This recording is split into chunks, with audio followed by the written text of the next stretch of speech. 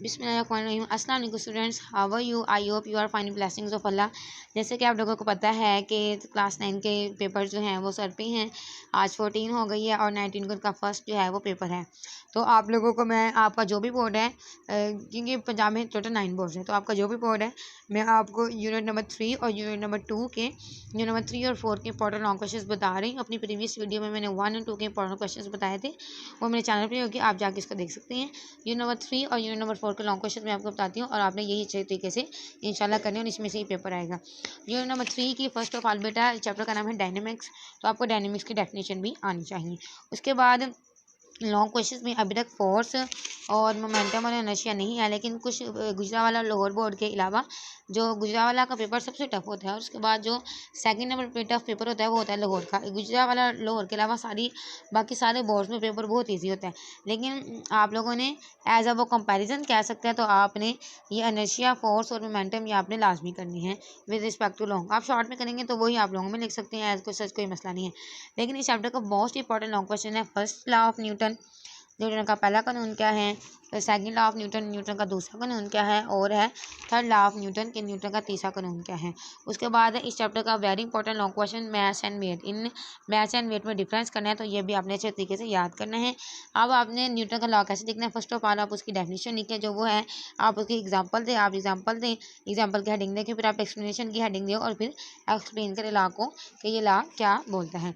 उसके बाद very important long question of this chapter which is vertical motion of two bodies attached to the ends of a string that passes over a frictionless pulley। तो बेटा आपने यहाँ पे इसकी diagram लाजमी बनानी है, ये वाली वर्टिकल में ये आपने इसकी डायग्राम लाजमी बनानी है।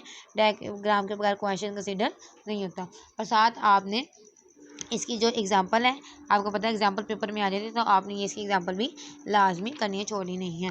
उसके बाद important long question this chapter वो पीछे मैंने आपको वर्टिकल बताया, अब ये हॉरिजॉन्टल, यानी कि एक जो चीज़ ये हॉरिजॉन्टल है और एक ये चीज़ है वर्टिकल। तो यहाँ पे आपने इसकी एक्सप्लेनेशन है, ये इसकी डेरिवेशन है, ये करने के साथ अगर आप सपोज करें पेपर में टाइम कम है, तो सपोज करें 5 मिनट्स रह गए, 7 मिनट्स रह गए, आप फटाफट क्वेश्चन का क्वेश्चन लिखें, जब बता दें कि ये हम ये क्वेश्चन कर रहे हैं, और साथ सबसे पहले इसकी डायग्राम बनाएं और जो उसकी है ना डेरिवेशन या डेरिवेशन लिखें। डेरिवेशन लिखे, डायग्राम लाजमी है, डायग्राम के मार्क्स ज़्यादा होते हैं, और फटाफट से डेरिवेशन लिखें, तो इंशाल्लाह आपका ये लॉन्ग क्वेश्चन हो जाएगा। ये भी लॉन्ग क्वेश्चन है और इसका जो थ्योरी है ना, ये इसकी जो एग्जांपल है ये भी आपने लाजमी करनी है, क्योंकि एग्जांपल न्यूमेरिकल में लॉन्ग क्वेश्चन में आती है। उसके बाद है फोर्स एंड मोमेंटम, ये लॉन्ग क्वेश्चन है, ये भी आपने लाजमी करनी है। मैं जो आपको स्टूडेंट्स बता रही हूँ, आपका जो भी बोर्ड है आप यही याद करें क्वेश्चन, और इंशाल्लाह आपके बोर्ड में यही आएंगे। उसके बाद है law of conservation of momentum, तो इसमें आपने सबसे पहले डेफिनेशन लिखनी है। डेफिनेशन लिखने के बाद आपने इसकी एग्जांपल लिखनी है। एग्जांपल लिखने के बाद आप लॉ को एक्सप्लेन करें। लॉ आपका एक्सप्लेन हो जाएगा स्टूडेंट्स, यहाँ तक ज़्यादा लंबा करें।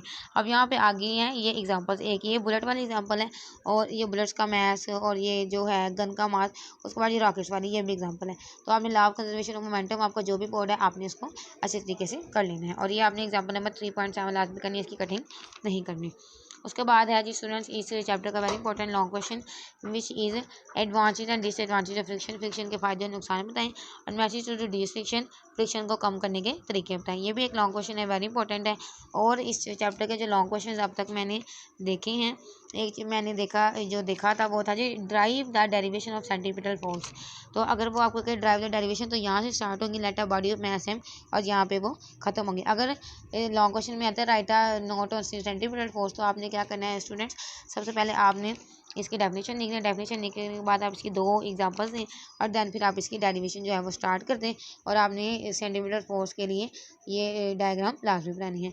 उसके बाद इस चैप्टर के लॉन्ग क्वेश्चंस हैं, वो हैं जी बेकिंग ऑफ रोड्स के, रोड्स को हम बेक क्यों करते हैं, खमदार क्यों बनाते हैं, वॉशिंग मशीन, ड्रायर है, इस पर नोट लिखना है, और क्रीम सेपरेटर है। ये आपने शॉर्ट में कहेंगे, जितना आपने शॉर्ट में किया आप उतना ही लॉन्ग में लिख दें। तो ये थे चैप्टर नंबर 3 के लॉन्ग क्वेश्चन। अब स्टूडेंट्स मैं आपको चैप्टर नंबर 4 के लॉन्ग क्वेश्चन बताती हूँ। चैप्टर नंबर 4 बहुत इंपॉर्टेंट है, बहुत ही ज़्यादा। अभी हमारे चैप्टर का नाम है टर्निंग इफेक्ट ऑफ फोर्स। इसमें स्टूडेंट्स अक्सर जो मैंने देखा है, एक बोर्ड में मैंने देखा था, उन्होंने लाइक और अनलाइक पैरेलल फोर्सेस पे नोट दिया हुआ था। तो ये गुजरावाला लाहौर बोर्ड में नहीं है, ये दूसरे बोर्ड में आए हैं।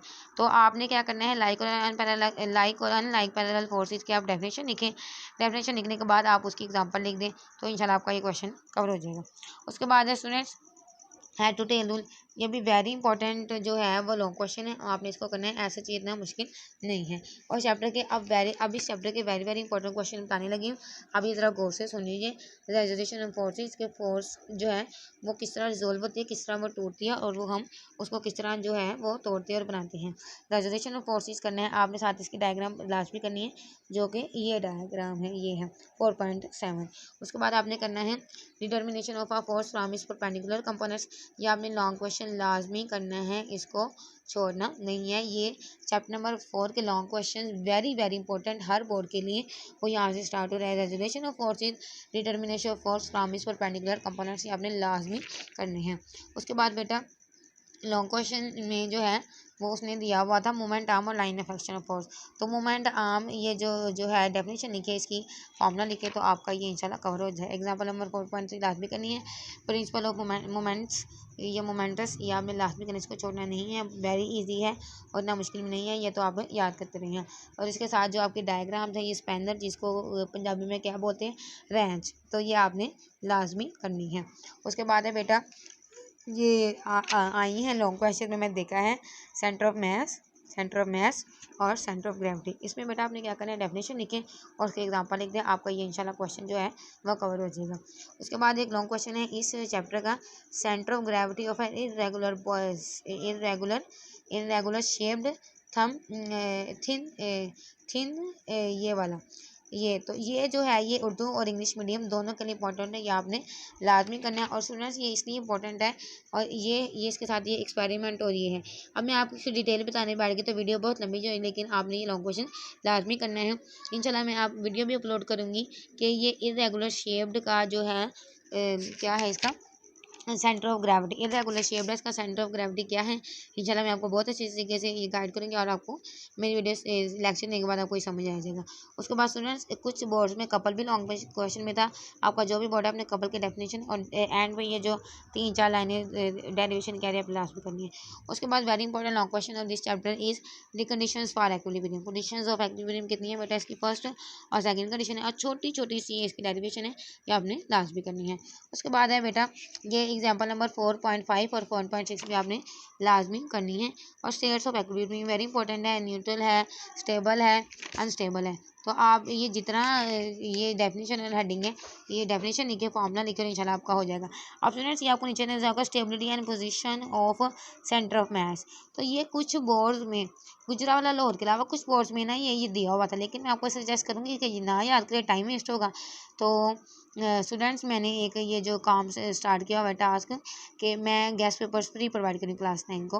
तो जस्ट ये एम यही है कि कुछ बच्चे फाइनेंशियल प्रॉब्लम्स होने की वजह से बहुत अच्छे लाइक बच्चे गेस्ट पेपर नहीं ऐसे करते, वो पूरी पूरी बुक यूज़ करते हैं, याद करते हैं। तो वो जो चीज़ पेपर में नहीं आनी, बजाय आप अपना टाइम उस पर वेस्ट करें, आप उस पर लगाएं जो पेपर में आनी है। तो मैं डिस्क्रिप्शन में अपना व्हाट्सएप नंबर दे दूँगी, आप मुझसे रब्ता करें। और ये कोई जोक या आपके साथ कोई मजाक नहीं हो रहा, या ये कोई चीटिंग वगैरह नहीं हो रही, ये ना ये आपके पास अगर पैसे नहीं हैं तो ये इसमें कोई शेम वाली बात नहीं है कि आप गेस्ट पेपर्स जो है वो फ्री हासिल नहीं कर सकते, इसमें कोई शेम नहीं है। तो अगर आप समझे तो मैं भी आपकी टीचर ही हूँ, तो आप मेरे से रब्ता करें तो मैं आपको जो है वो फ्री गेस्ट पेपर प्रोवाइड करूँगी। और जो मैं गेस्ट पेपर आपको सेंड करूँगी इंशाल्लाह आप उसे ही तैयारी कीजिएगा, और आपका पेपर उसी में से ही आएगा, जो भी आपका बोर्ड है आपने उसी में से करना है, और शायद आपका पेपर उसमें से आएगा। बजाय ये कि कुछ लाइक बच्चे मैंने देखे वो पूरी पूरी किताबें याद कर रहे होते हैं, पूरी पूरे चैप्टर, जो चीज़ पेपर में नहीं आनी आप उस पर अपना टाइम क्यों वेस्ट कर रहे हैं, जो चीज़ पेपर में आनी है आप वो करें। तो आपने इसलिए जो लॉन्ग क्वेश्चन है 4.10, तो ये आपने नहीं करना है, ये अनइम्पॉर्टेंट है, ये आपने नहीं करना है। जो मैंने बताया ना इसके अलावा आपने सारे भी करने हैं। तो स्टूडेंट्स आप मेरा डिस्क्रिप्शन में आपको अपना व्हाट्सएप नंबर दे दूँगा, वहाँ पर मुझसे रब्ता करें, और मैं आपको आपका फ्री गेस्ट पेपर सेंड करेंगे, उसको करें, अच्छे नंबर लें और पास हों, और अल्लाह ताला आप सबको कामयाब करें। और ये इसके अलावा मैं न्यूमेरिकल्स पे वीडियो अपलोड करूँगी, आपने कौन कौन से न्यूमेरिकल्स करने हैं, कौन कौन से एग्जांपल्स करनी हैं, और कौन कौन से एमसीक्यू जो है वो करने हैं। तो स्टे ट्यून, और ये आप लोगों ने ये जो मैंने आपको बताया आपने यही अच्छे तरीके के साथ याद करनी है।